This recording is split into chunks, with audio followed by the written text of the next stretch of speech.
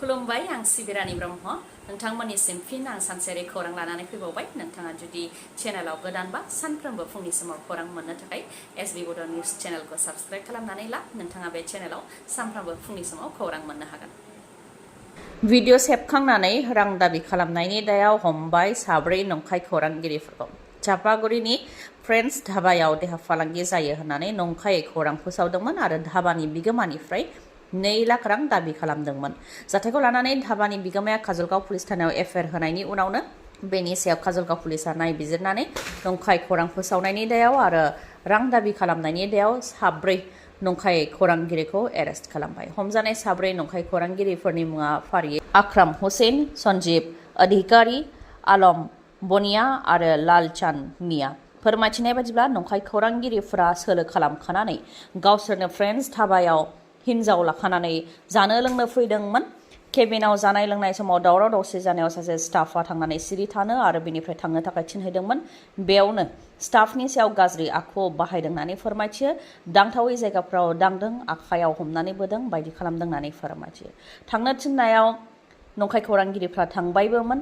बेनि उनाव स्टाफआ गावनि खथायाव आराम लानो थाखाय फैनायाव फिन खथायाव हिन्जावफोरा हाबफैफिनदों आरो हौवाफोरा बेखौनो भिडिअ खालामफैदों। बे भिडिअखौ लानानैनो ब्लेकमेल खालामदों। अदेबानि बे धाबायाव आइजो फालांगि जायो होननानै ब्लेकमेल खालामनानै धाबा बिगोमानिफ्राय 2 लाख रां दाबि खालामदोंमोन।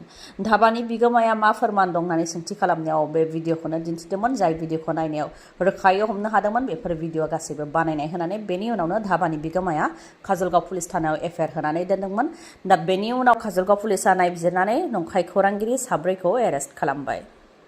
जागायजेननाय दुरान्ड काप गेलेनायाव नर्थ इस्ट एफसि आरो बड'लेण्ड एफसिनि गेजेराव जादोंमोन, जेराव नर्थ इस्ट एफसिआ बड'लेण्ड एफसिखौ 6-0 गलनि फारागथिजों फेजेननो हायो।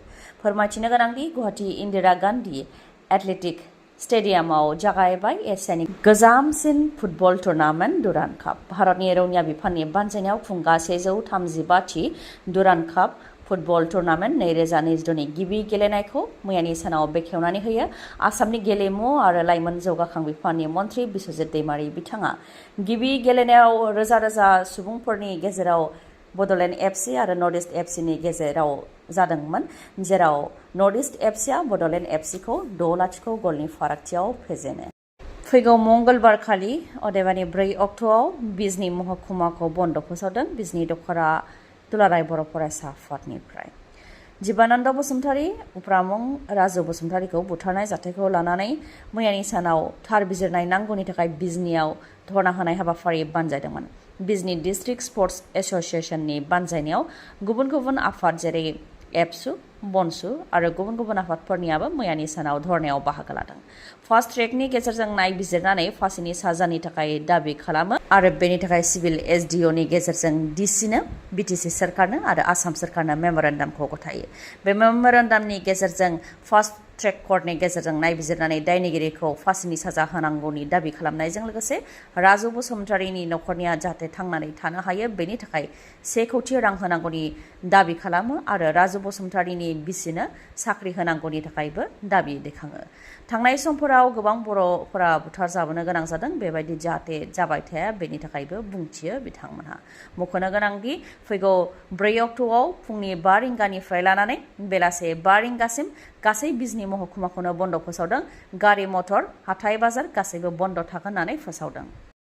नेपालाव बे समाव हिन्दु मुस्लिमनि गेजेराव गोबां दाङाबाजि। भारत नेपाल सिमायाव हिन्दु आरो मुस्लिमनि गेजेराव गोबां दाङाबाजि, जेराव 3 सुबुङा जिउ खोमानो गोनां जाबाय दासिम आरो गोबाङानो जोखोमनि मादाव पुलिसफोरबो दङ।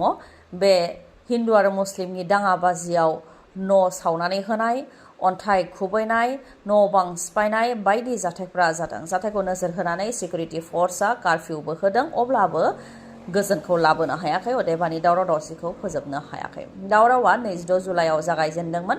नेपालनि सानसारि जिल्लानि सिङाव देबांगन्ज ओनसोलाव बे दावरावआ जागायजेनदोंमोन होननानै मिथिनो मोननाय जादों। बेनि उनावनो मोनफानि उनाव मोनफा जिल्लाफोराव बे दावरावआ गोसारलांदों। गोबां हिन्दु सुबुंफोरा बलबमनि थाखाय दै लानानै फैबाय थादोंमोन। हिन्दु धोरोमनि फिरफिलाजों लोगोसे गोबां सोदोबजों डिजे दामनानै फैबाय थानाय समावनो बेखौ लानानै ओनसोलनि मुस्लिम धोरोमनि सुबुंफ्रा हेंथा होदोंमोन होननानै मिथिनो मोननाय जादों। बेनि उनावनो दावराव दावसिया जागायदों होननानै मिथिनो मोननाय जादों। गिबियाव हिन्दु धोरोमनि सुबुंफोरा जेब्ला बलबमनि थाखाय दै लानानै गोबां सोदोबजों डीजे दामनानै फैदोंमोन, बेखौ लानानै ओनसोलनि मुस्लिमफ्रा हेंथा होफैदोंमोन। बेयावनो मोननै हान्जानि गेजेराव गिबियाव बुलायलायनाय, दान्थे बिदान्थे, नाख्रां नासि जाथाय जादोंमोन। बेखौ सामलायनो थाखाय पुलिसाबो फैदोंमोन, नाथाय बे जाथाया बेयावनो जोबनानै थाङाखै। गुबुन गुबुन जायगायावबो बे जाथायफ्रा जाहैदों आरो उनाव गुबुन गुबुन जिल्लायावबो बे जाथायानो गोसारलांदों। दा नेपालाव हिन्दु आरो मुस्लिमनि दाङाबाजिखौ नुनो मोननाय जादों। खर'सा आसामाव गिख्रंथाव दैबाना जानानै फारसेनिफ्राय सिलिंखार जानायखौ नुनानै गुबुन गुबुन सेलिब्रिटिफोरजों लोगोसे गुबुन गुबुन सुबुंफोर, गुबुन गुबुन दैदेनगिरिफोर, गुबुन गुबुन इन्डास्ट्रियेलिस्टफोरा मददनि थाखाय आखाइ फोलावदों। थिग बेबायदिनो अल इन्डिया लिमिटेडआबो दैबानाजों सिलिंखार जानाय नखरफोरनो मदद होनो थाखाय चिफ मिनिस्टार रिलिफ फान्डआव 15 कौटि रां अनसुंथाइखौ होदों। बेनि अनगायैबो निपकुआबो सीएम रिलिफ फान्डआव 1 कौटि रांनि अनसुंथाइखौ गथायदों। थिग बेबायदिनो आजमल बिथाङाबो 3 कौटि रां होदोंमोन। बेनि अनगायैबो सि जोम, बासन बर्तन जाय बिथांमोनहा खहा जादों बिथांमोननो 5 लाखनिफ्राय 10 लाखसो मेखेला सादर होनाय जागोन होननानै फोरमायथियो।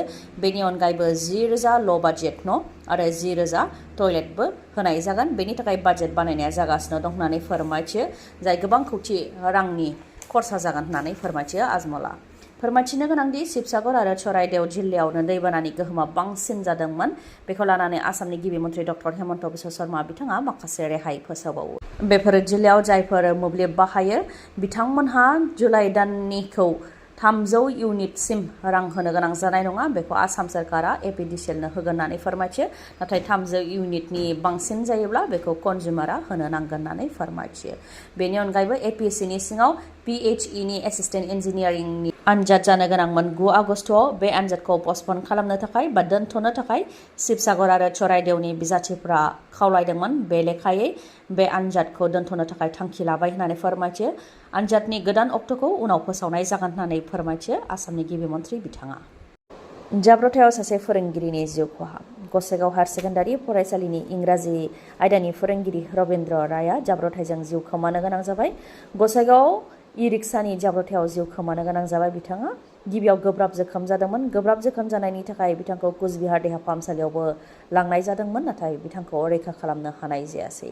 रोंगौथि गोनां आरो गोसो गुदुं फोरोंगिरिनि हरखाबै बेबायदि रुंसारि जानायखौ लानानै लोगो फोरोंगिरिफोरजों लोगोसे फरायसाफोर, नखरनि सोद्रोमाफोर आरो ओनसोलनि सोद्रोमाफोरा गोथौयै दुखु मोननायखौ फोरमायथिदों।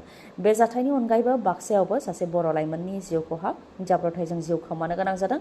18 बोसोर बैसोनि सासे बर' लाइमोन आरो सासे जोखोम जानो गोनां जादों। पार्क खालामनानै दोननाय भुटाननि गंसे डाम्पाराव गोख्रोङै सौख्रांहैदों मटर साइकेला, जायजों जिउ खोमानो गोनां जादों। 18 बोसोर बैसोनि राकेश बर'आ आरो जोखोम जादों बसन्त बर', जाय 19 बोसोर बैसोनि।